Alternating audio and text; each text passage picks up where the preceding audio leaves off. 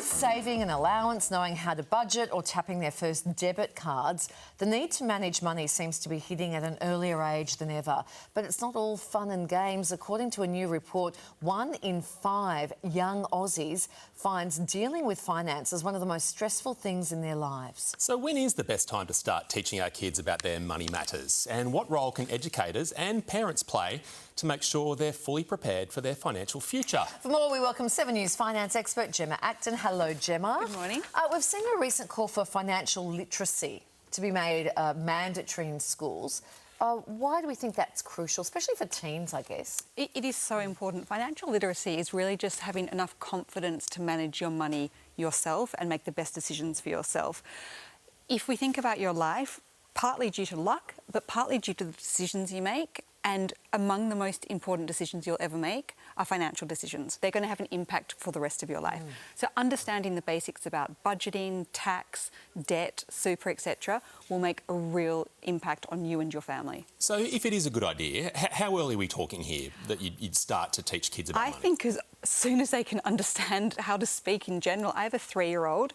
We play pretend shop with pretend money where she has to choose if she wants a pretend pizza or a pretend ice cream because she can't afford both. That's budgeting. That's a silly kid's game, but that is no different to having to make those same decisions when you're older. What can I afford? What's the money coming in versus the money going out? So once you understand those basic precepts, you just build up from there. So I don't think it's ever too early to start. And did she buy the pizza on a pay later scheme or did she in a Birkin bag? How are interest rate changes affecting her finances?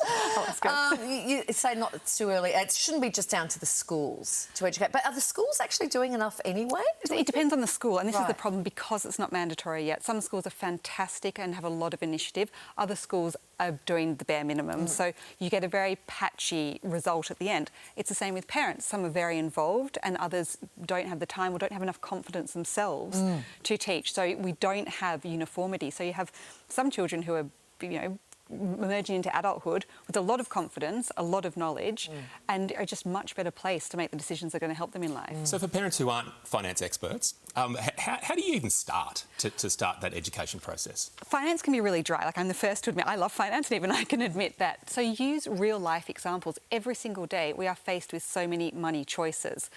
I got paid today. Do I put some in savings? Do I pay off my energy bills? Do I put some aside to take the family out for a local meal?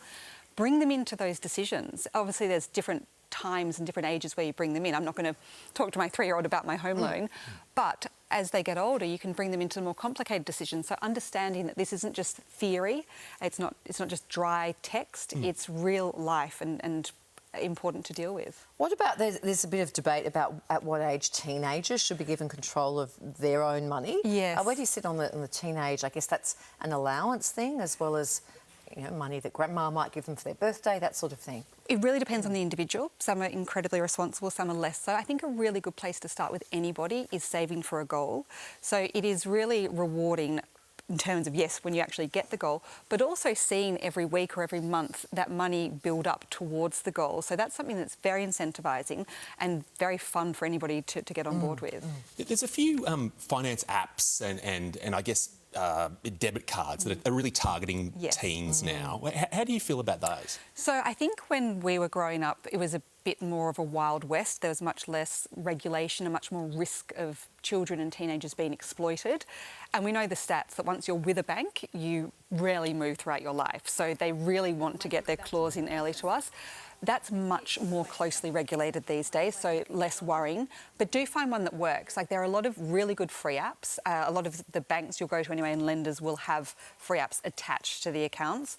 So if there's one that works for you, definitely have a go. The other reassuring thing is many of them have parent vetoes and oversights. So the child can have a go at spending money or saving money, but the parent can always look and watch as well and stop anything they don't want to happen. OK, that's a good idea. There's been a recent warning about financial advice being given out on social media. Yes. So we should all be a little bit sceptical about these online finfluencers. It's a great name, isn't it? Finfluencer, perfect. Look, I think it's like any influencer. Some of them have fantastic advice. Other ones are just there to promote a flashy message, which might not be in your interests.